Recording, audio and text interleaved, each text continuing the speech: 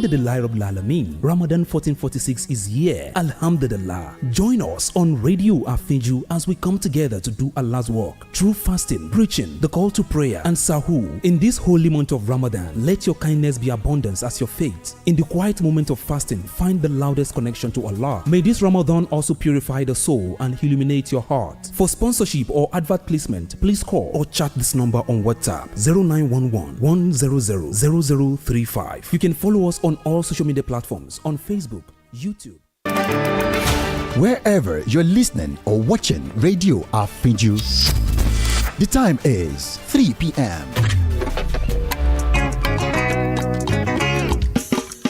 Ẹ bá mi pè o. Àfíjù. Kí lorúkọ rẹ̀? Àfíjù. Rédíò. Àfíjù. Gbogbo èèyàn ló ń gbọ́ Àfíjù. Gbogbo èèyàn ló ń wo Àfíjù. Lórí WhatsApp. Àfíjù. Instagram. Àfíjù. Facebook. Àfíjù. Lórí X. Àfíjù. Lórí YouTube. Àfíjù. Lórí TikTok. Àfíjù. Kí lorúkọ rẹ̀? Àfíjù. Ẹ bá mi pè o. Àfíjù. Rédíò. Àfíjù. Gbogbo èèyàn ló ń gbọ́ Àfíjù. Gbogbo èèyàn ló ń wo Àfíjù. Gbogbo èèyàn ló ń gbọ́ Àfíjù. Gbogbo èèyàn ló ń wo Àfíjù. Rédíò Àfíjù. Rédíò Àfíjù. Rédíò Àfíjù. Stay informed with news on Radio Afiju.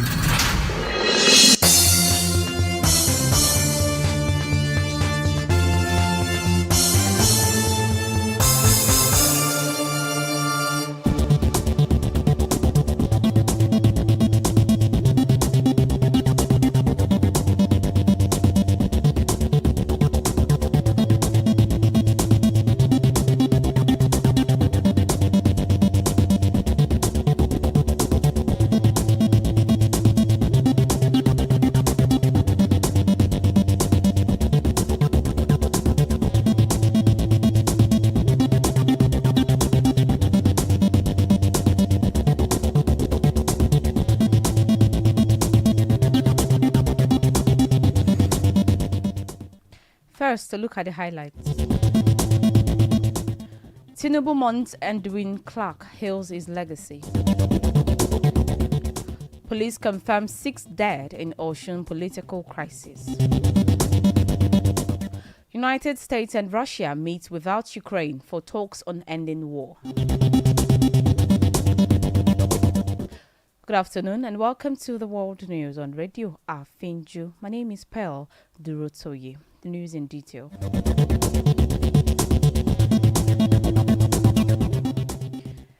President Bola Tinubu has described the death of former Federal Commissioner of Information and respected leader of the Pan-Niger Delta Forum, PANDEF, Edwin Clark, as deeply saddening. A tear statement from the presidency noted that Clark, 97 years old, was born on May 25, 1927 in Kiagbodo, Burutu local government area of Delta State.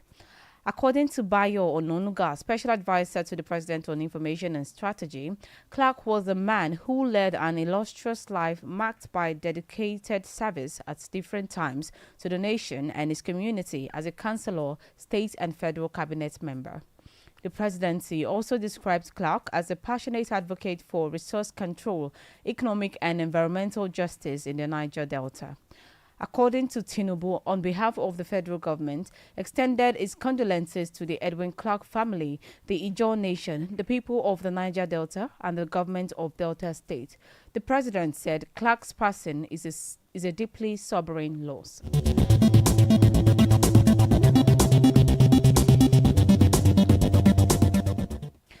The Osun State Police Command has confirmed that 6 people lost their lives in the political unrest that engulfed the state on Monday. In a statement, the command spokesperson, Yemisi Okwalola, expressed sympathy for those who lost loved ones and property, stating that the Commissioner of Police, Mohammed Abba, has assured the public that a thorough investigation will be conducted to apprehend the perpetrators and ensure they face the full weight of the law. Pleading for calm, Okwalola urged residents to remain patient, allow security operatives to carry out their duties and restore peace. The All Progressives Congress and the People's Democratic Party have been trading blame over the crisis across the state following efforts by officials elected under the APC in the 15th October 2022 local government elections to enforce a court judgment leading to resistance from PDP members. One of those killed in the crisis, Remi Abbas, had previously served as the chairman of Irewole local government area, having been elected in the January 2018 local government elections.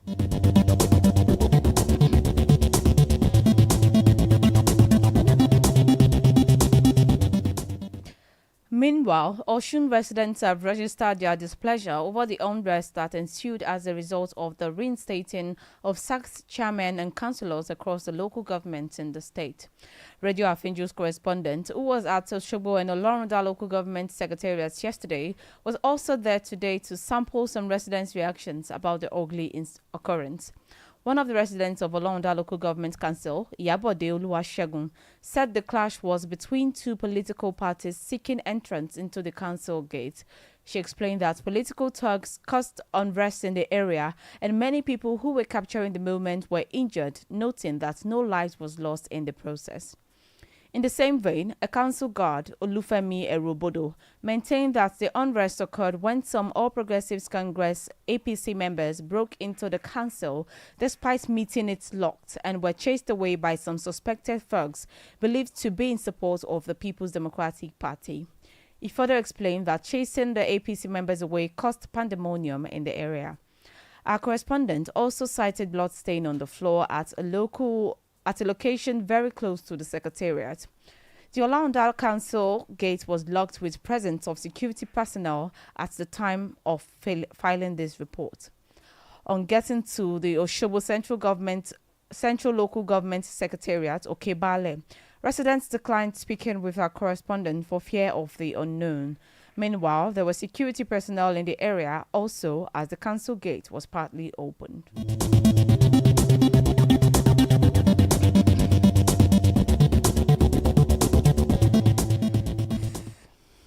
The Court of Appeal in Ibadan has affirmed the selection and installation of Oba Gandhi Olaoye as the son of Ogbomosho. Justice Yargata Nimpa, who led a 3-member panel of justices, delivered the judgment on the appeal filed by the monarch. The appeal resolved all the 10 grounds of appeal in favor of Oba Olaoye. Recall that Justice K.A. Adedokun of the Oyo State High Court sitting in Ogbomosho had on October 25, 2023 nullified the selection and installation of Oba Olaoye as son of Ogbomosho, asserting that the procedure of his nomination was irregular, null and void. Adedokun added that the process did not comply with the provisions of the Son Chieftaincy Declaration of 1958. Justice Nimpa, however, set aside the judgment, paving the way for the monarch to continue his reign.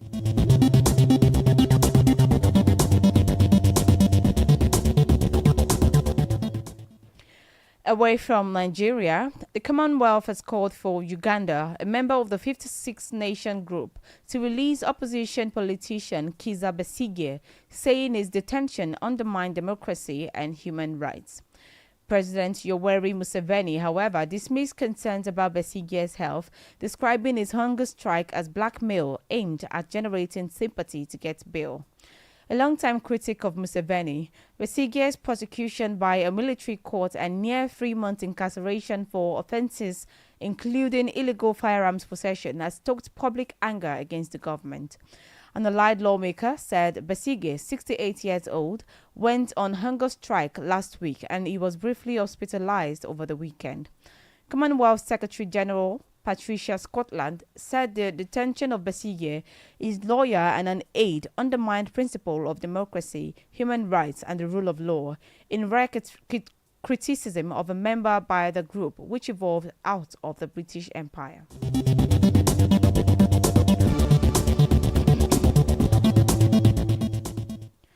In other parts of Africa, Mauritius' former Prime Minister Pravind Jugnauth has been released on bail following his dramatic arrest on money laundering charges. Reports said he had been detained along with 3 others after the anti-corruption agency said it had seized suitcases of cash and luxury watches in raids on 10 locations, including Jogno's homes. The former Prime Minister's lawyer said he denied the charges against him. Jugnauth's arrest came 100 days after his landslide defeat in elections, with his successor, Navin Ramgoolam, vowing to root out corruption. But few Mauritians expected the Financial Crimes Commission to move so quickly or to arrest the former Prime Minister on such serious charges. His co-accused, 2 prominent business people, and a deputy mayor are still in detention pending the outcome of their bail applications.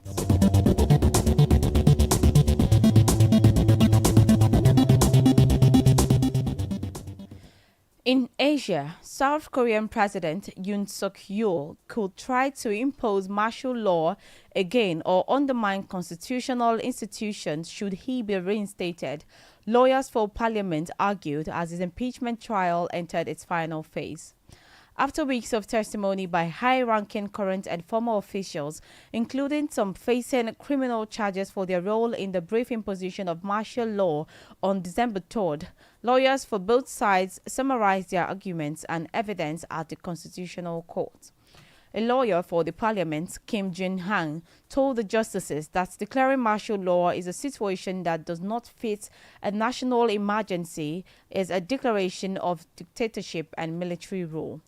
The Constitutional Court is due to hold another hearing to question 3 more witnesses on Thursday, including the impeached Prime Minister and the former police chief.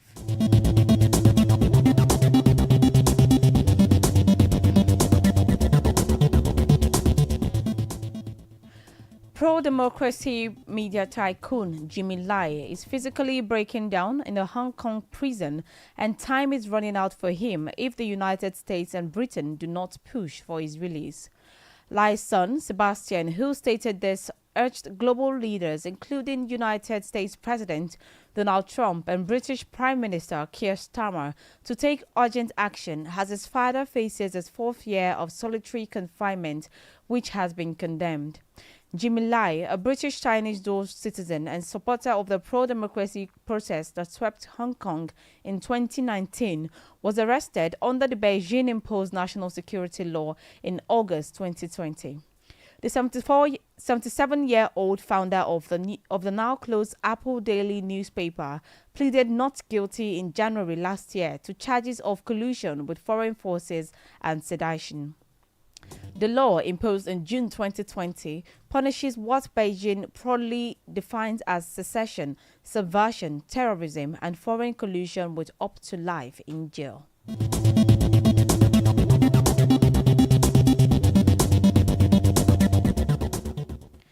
In the United Kingdom, Russia launched an unusually large drone attack on Ukraine overnight into Tuesday, shortly before Moscow's representatives opened talks with a United States delegation in Saudi Arabia on ending Russia's 3-year full-scale invasion of Ukraine.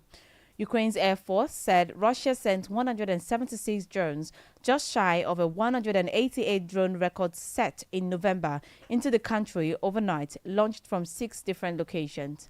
Monday night's barrage, notable for its scale, came as Russian negotiators prepared to meet with American counterparts in Saudi Arabia for talks intended to revive peace negotiations. It was learned Ukrainian representatives were not invited to attend. The Air Force said it shot down 103 drones, with another 67 lost in flight due to jamming and other interference measures. The Air Force said failing debris and impacts were reported in the Kirovohrad, Kyiv, and Cherkasy regions.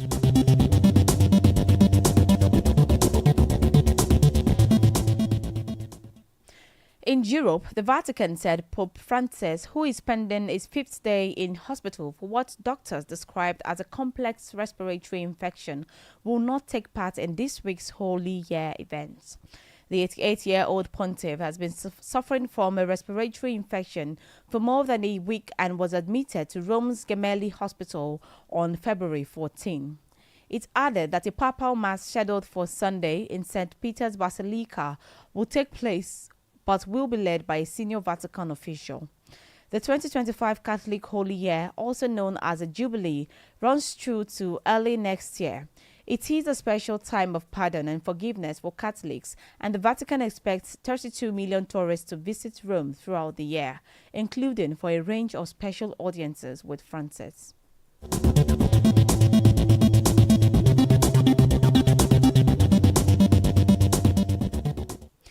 In the Americas, a Delta flight crashed while landing at Toronto Pearson International Airport, Canada, and the plane was seen upside down on the snow-covered ground.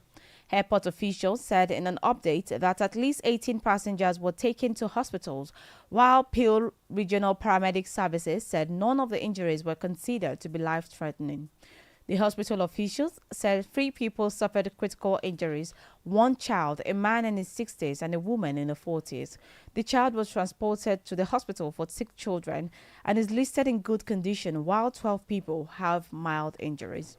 According to Delta and the Federal Aviation Administration, the 76 passengers and 4 crew on board Flight 4819 were evacuated following the single aircraft accident. Among the passengers were 22 Canadians. Reports said the flight originated in Minneapolis.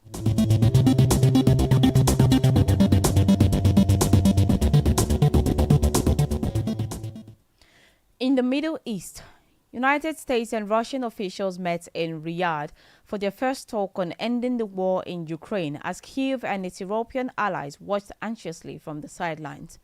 The talks in the Saudi capital underscored the rapid pace of the United States' efforts to halt the conflict less than a month after President Donald Trump took office and 6 days after he spoke by phone to Russian President Vladimir Putin.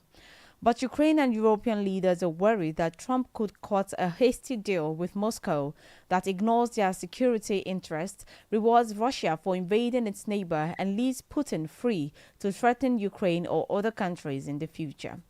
Recall, President Volodymyr Zelensky said last week no peace deal can be made on its behalf, and as a sovereign country, they will not be able to accept any agreement without Ukraine.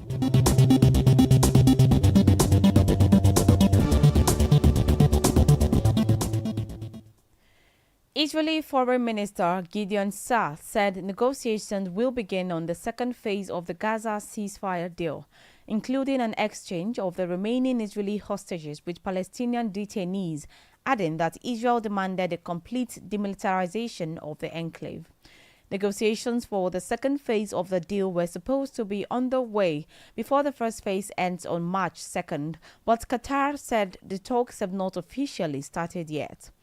Sa'ar said in a press conference a Hezbollah model in Gaza would not be acceptable to Israel, and therefore they need a total demilitarization of Gaza and no presence of the Palestinian Authority. He added that Israel was aware of an alternative plan by Arab states for Gaza made to counter United States President Donald Trump's proposal to redevelop the Strip under United States control, while Israeli Prime Minister Benjamin Netanyahu has said it's worthy of exploration. Sa'ar added that Israel would not support a plan that would see civilian control of Gaza transferred from Hamas to the Palestinian Authority.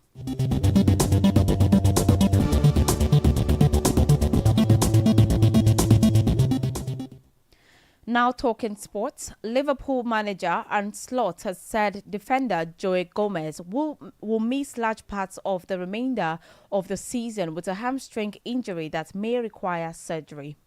The England centre-back was substituted after 11 minutes in Liverpool's FA Cup fourth-round defeat by Plymouth Argyle on 9th February. Gomez was making his first appearance after 6 weeks out with a previous hamstring problem. The club have yet to decide whether 27-year-old Gomez, who has been limited to 10 starts this season, requires an operation, but Slot said that he might and the defender will be out for a lengthy period whether an operation is required or not.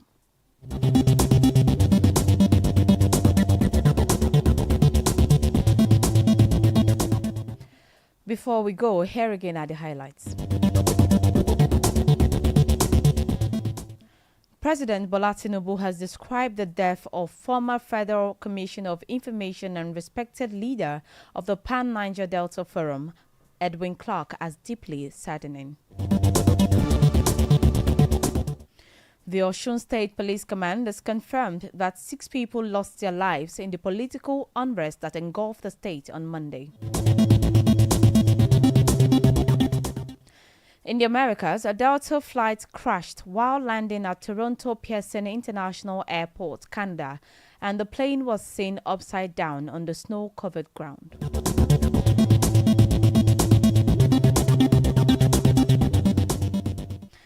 That was the world.